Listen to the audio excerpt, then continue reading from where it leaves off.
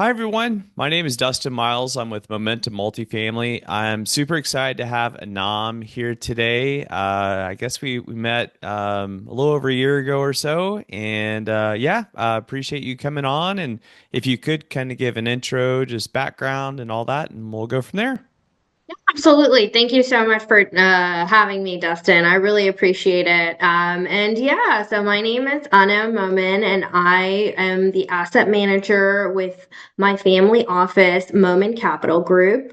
We syndicate apartment deals within Houston, primarily concentrated in Houston. We look at large multifamily, 150 plus units or so, and span across the classes A, B, and C. But a little bit about my background. I initially started, my background is in finance and accounting, so I'm very analytical. I graduated from NYU Stern, so I have that analytical background, and I was a consultant at an accounting firm. So that's how I first started my career. But I realized that I saw accounting as a tool more so than an end itself, and real estate had always piqued my interest. It's been within my family as well. My father is a commercial developer in gas stations and C stores, so that had always piqued my interest until I pivoted fully and into real estate, and specifically in multifamily, and that's where I am here today as an asset manager. Wow. Okay. Awesome. Yeah, sounds great.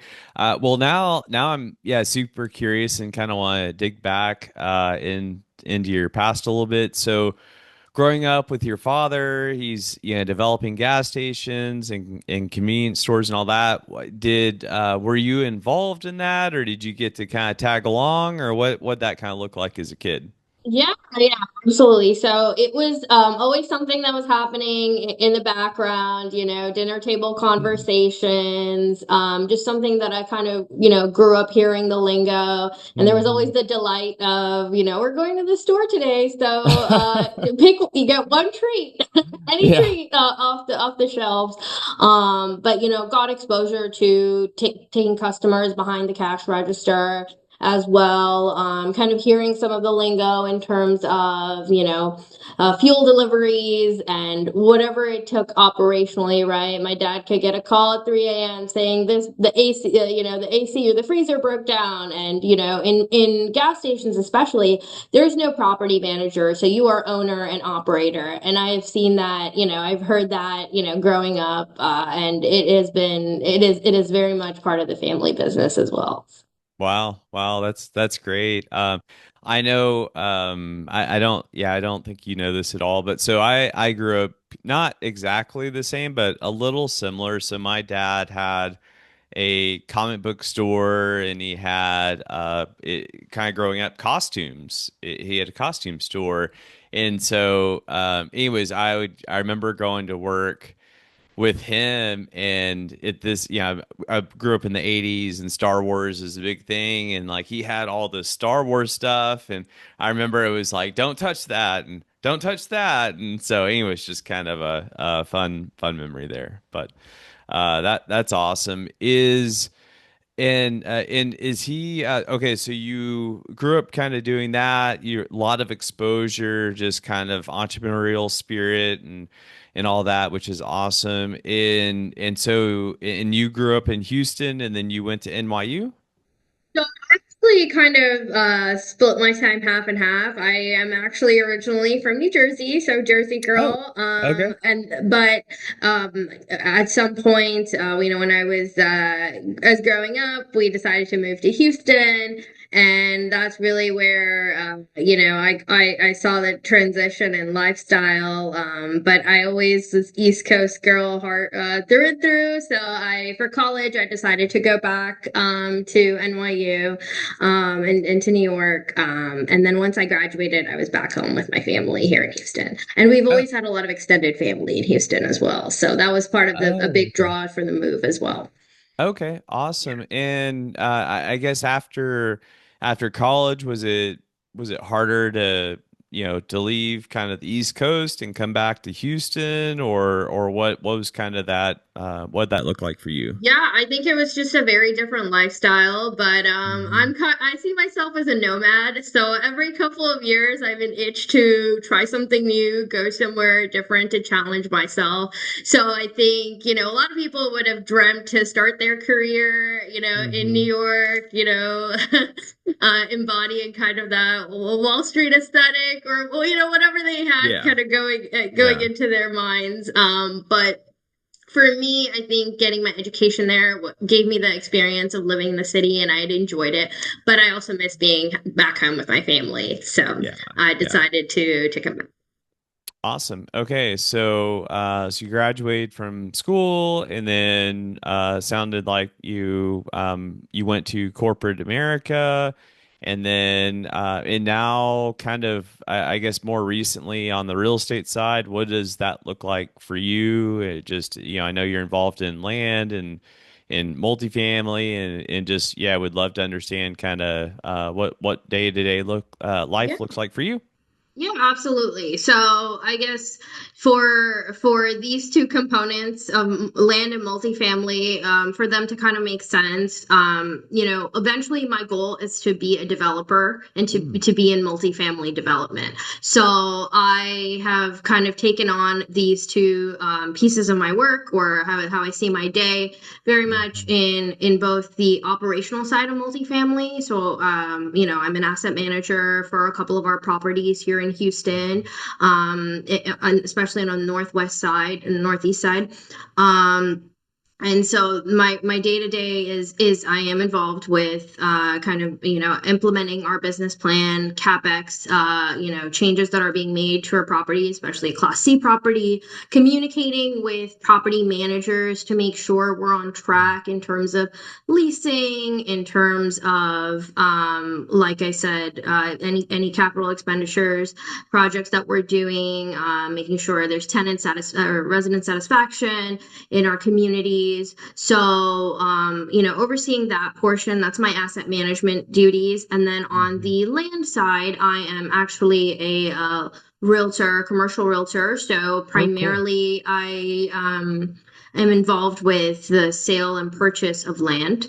And, I like to work closely with the developers and kind of see what they're seeing in terms of a parcel of land. How can they use that, whether it's for developing a C-store or multifamily or whatever asset class. And, those are the two kind of components that I see feeding into me eventually wanting to get into multifamily development. Awesome. Yeah, that sounds great. That's awesome.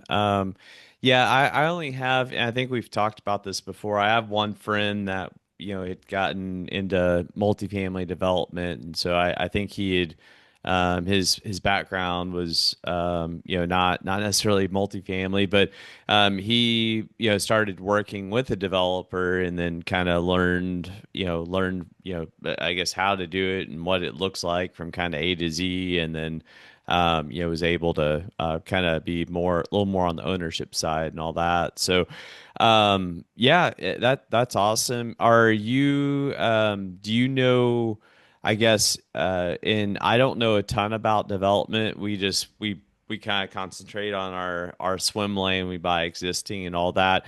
Is there anything? Are you wanting to be more, or maybe you're trying to figure it out? Are you wanting to be more in the suburbs, or more kind of in the core of the city, or kind of trying to figure that part out, or what does that look like for you potentially? Yeah, I'm open, but the way I see my experience feeding in, especially looking at our Mhm. buy box at Momin Capital Group here, like I said, we're primarily concentrated in Houston, but it's in the suburbs. Yeah. So that's the market I understand better than say downtown. Mhm. Initially I would want to concentrate on the suburban development, because that's how those are the submarkets I'm familiar with, the demographics I'm more familiar with. The cost analysis is very different when you get into more infill areas. So for me, I would want to start off with what I'm most familiar with, which is suburban Awesome. areas. Yeah, that's great. And so it sounds like, I mean, you guys have been busy and just on different projects and all that. How do you see this year kind of playing out for you guys, or do you have any, certain goals or aspirations for this year? Yeah, absolutely. So currently we have about 1,300 units under our management, or either in an LP capacity or GP capacity. And we initially started off with as LPs because we wanted to understand the business model Mhm. and how the operations worked. And I've always wanted to take a more active role, so I started taking on asset management roles in these deals, and that's kind of how I built up my experience. But in terms of our goals, we definitely want to expand our portfolio and continue to grow. But again, making strategic investments. Like I said, I'm a very analytical person. I have that finance and accounting background, Mhm. and I use that to really, perfect our underwriting and make sure any deal that we're going into is a deal that we feel comfortable going into. Typically, we will first invest with a sponsor ourselves, with another co-sponsor or partner, before we bring in our own investors, because we want to just make sure we're comfortable with that partnership and whatnot before we, bring other folks in. But yeah, I think our goal is to continue to grow with our partnerships, and again, acquire properties that fit our buy box, that fit our, preferred deal structures, and make sure that our investors are satisfied with their holdings. Awesome. Yeah, sounds great. I know on our end, we're really excited about this year in particular. Feels like there's a lot of opportunities.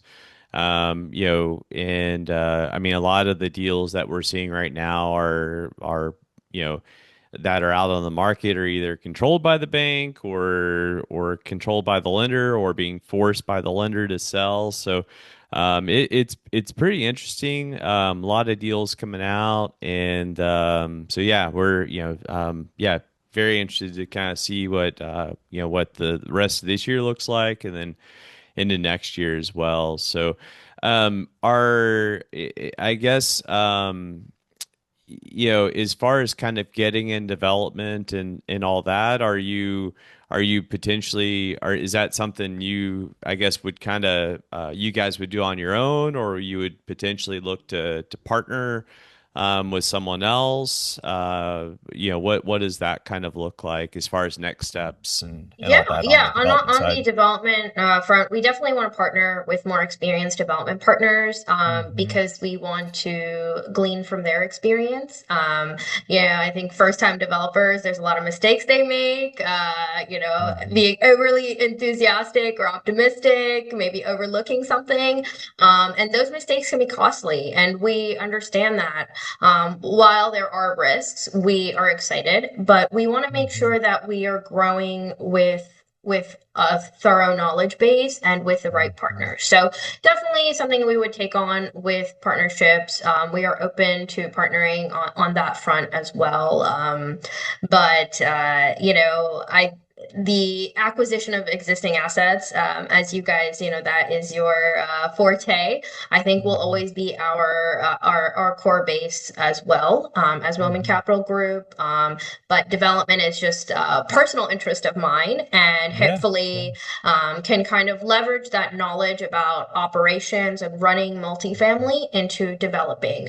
And I think sometimes what you see is kind of like that dichotomy: either you're an operator or you're a builder. But Mhm. builders oftentimes are not operators. Their mindset is more short term. Um, but I want to come in and kind of be able to apply my operational knowledge and asset management experience into development of multifamily, so I can be more realistic about assumptions like lease up and whatnot. But yeah. Yeah, gotcha. And I guess, and I know it sounds like it's kind of being developed and all that at this moment, but do you have any preferences versus, because there's different types of builders. There's kind of your merchant builder who builds and sells, or and then there's some that build and they like to hold on to it for a long time. Do you have any preferences there? I think we would ideally would want to pursue more of a buy and hold or build and hold strategy.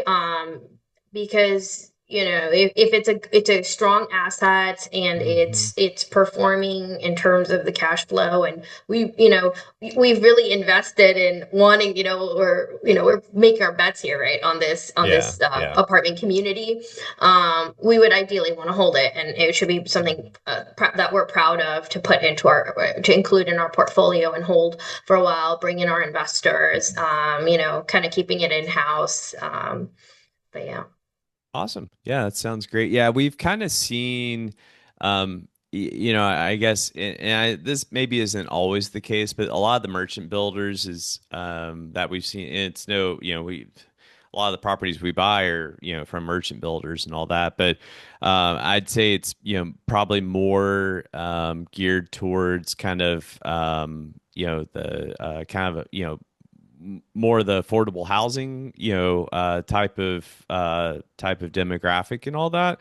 And there was one that it was pretty, I can't remember the name of it. It was in Dallas, but anyways, I was talking to the developer there, and he told me, he was like, we build this with the intent to hold forever. And that was, I don't know, that really made an impression on me. I was like, wow, that's a cool way of thinking, and just walking. And so they gave a tour of this building, and Right. maybe I'll try to pull up the name while we're chatting. But Yeah. anyways, it just it really made a profound, just kind of effect on me. I was like, and as I was walking around looking, I was like, this is, I mean, it was top notch. It was really, really nice.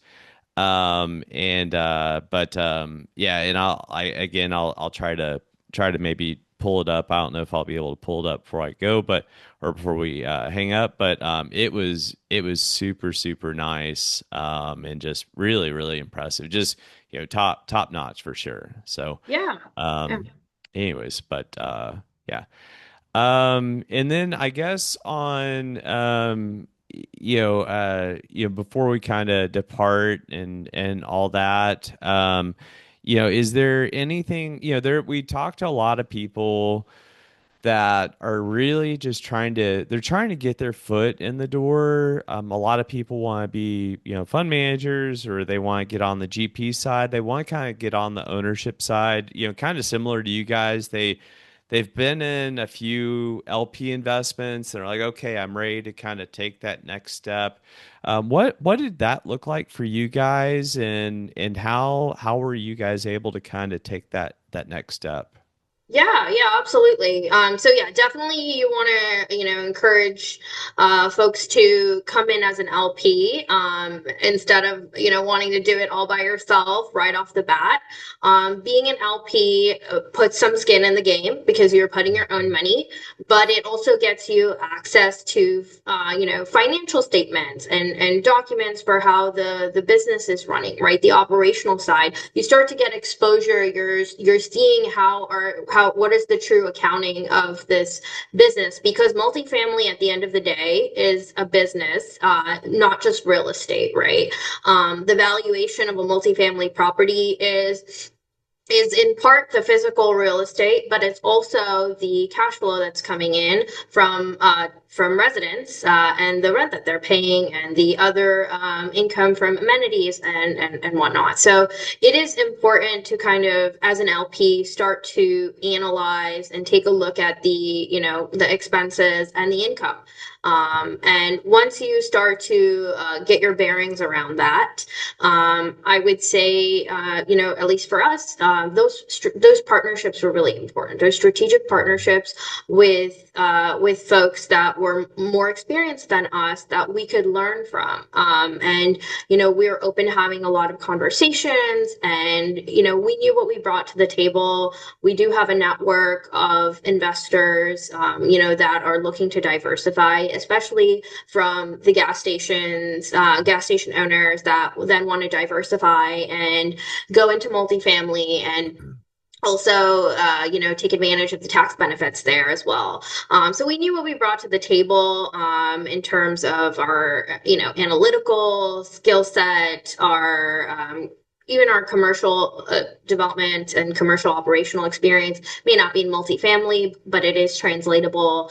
And we kind of, used that, understood our own strengths, and then also understood our weaknesses, right? That's also important. So that's why we didn't jump into the deal all on our own.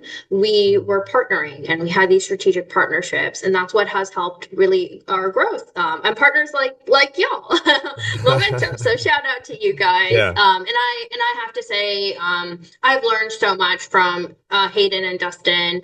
Um, and then now we want to grow our platform even more. So, especially on the digital marketing front, we want to kind of leverage that because we are doing a lot, and I think it's time that people see, all the kinds of things that we are working on. What is it like boots on the ground as an asset manager? What is it like analyzing a deal? And also going to networking events. And I really enjoy spotlighting others that are in the game that inspire me. And yeah. So I think it's a matter of immersing yourself first as an LP, and then continuing to network to identify people that you resonate with, that you could go into deals with, and taking on bigger roles as you do that. Awesome. Yeah, sounds great. Yeah, I think it's super smart. I mean, it's a way to kind of, hedge your risk and all that. It's a way to, I mean, these are big deals. And so, it takes takes a team. I mean, I guess I always Hayden and I kind of always refer to this a lot because both of us like grew up playing team sports. And Right. so I kind of it's it's a team sport, and not like not any one person. Even if you had all the money in the world, you're still if you have all the money in the world, are you also going to operate? Do you also know how to do due diligence? Do you know all the stuff that is in the loan docs? I mean, there's so many facets to it, and even if you did have all the money in the world, I still would want have a Yeah. team. And Yeah. so anyways, but yeah, and appreciate you. And then I guess kind of as we wrap up, is there, how should people get a hold of you? Website or email or LinkedIn or whatever you want to share. Yeah, absolutely. So we have a couple of channels that, would, happy to communicate with anyone, especially if you are, interested in multifamily. We are taking on accredited investors for potential multifamily projects that we have in the pipeline. So would love to connect. And yeah, there are a couple of different channels. You can always email me. My email is anam@momincapital.com. We also have a website, momincapital.com. And then we also have our LinkedIn page. So there's a couple of different channels. We are on socials as well, Instagram and Facebook. So feel free to reach out. Would love to have a conversation with you. And yeah. Awesome. And I was going to mention I did find the name of the apartment complex, and I think they have maybe a few of them in Dallas, but they're called Land Tower, Land Tower. and it's anyways for those of you that are able to view the screen, I'm just sharing my screen real quick. Anyways, super nice. So giving a shout out to Land Tower. You just walk around and it feels very high quality. And like I Mm, said, like what I mentioned, the guy said that they build this with intent to own forever, and it really does show. It's very impressive. So anyways, if you're just wanting to learn more about apartments, go buy a Land Tower project, and you'll probably learn some things. But right.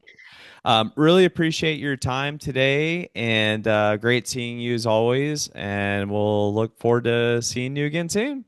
All right. Thank you so much, All Dustin. I right. appreciate All it. right. Take care. Have a great day. See ya. Have a